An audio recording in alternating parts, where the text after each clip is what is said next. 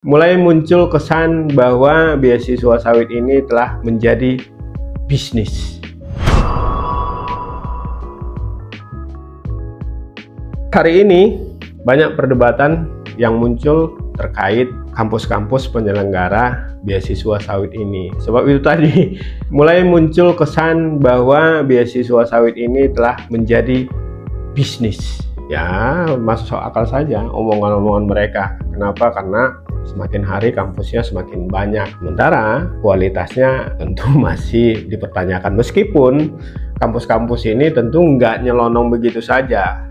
Pasti melalui proses seleksi yang dilakukan oleh tim atau panitia atau apalah namanya yang dibentuk oleh Direktorat Jenderal Perkebunan dan BPDP. Banyak yang mempertanyakan, kenapa sih kampusnya makin tahun makin banyak? Lalu ini maksudnya apa? Di tengah banyaknya persoalan-persoalan yang dihadapi oleh para peserta beasiswa sawit. Informasi-informasi yang kami dapatkan dan tentunya ini perlu klarifikasi atau penjelasan dari para pihak ya, bahwa pertama, uang bulanan yang sering macet. Maksudnya sering macet itu gini, uang bulanan ini dibayarkan sekali 3 bulan.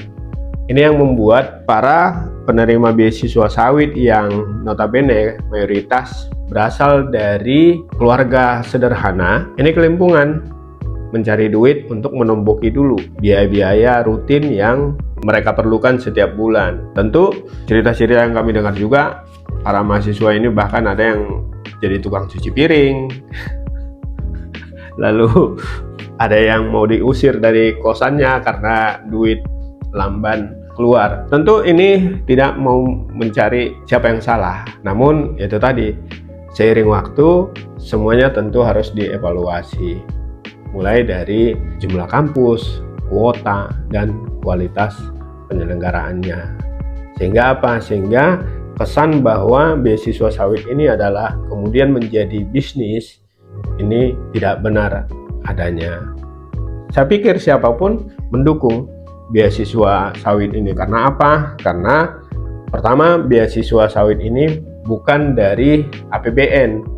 Ini adalah sumber duitnya dari pungutan ekspor yang saban waktu dikumpulkan oleh Badan Pengelola Dana Perkebunan untuk kemudian dikelola sesuai dengan program-program yang ada, yang salah satunya adalah beasiswa sawit.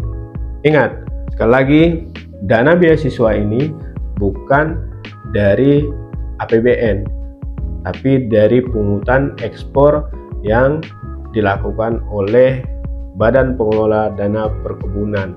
Pungutan ekspor itu tentu ya dari petani juga.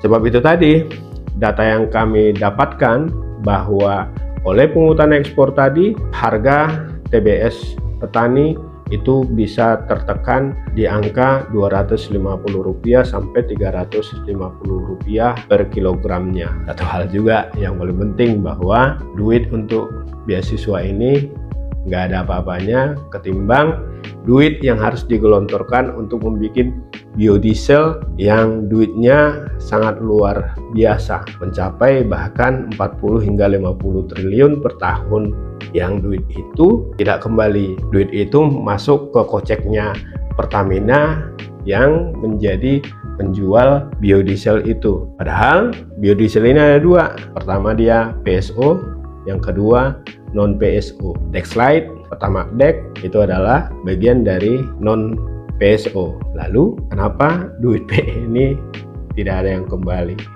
Ini kan tentu menjadi pertanyaan kita bersama-sama. Mudah-mudahan apa yang dicita-citakan oleh para pelaku sawit, bahwa sudah saatnya Badan Sawit Nasional berdiri, itu segera terwujud. Sebab itu tadi, mungkin satu-satunya komoditi di Indonesia ini yang bisa menghidupi diri sendiri adalah kelapa sawit. Itulah makanya kepada semua pihak yang merasa punya kekuatan, punya power, mikir-mikir dong untuk mengganggu sawit.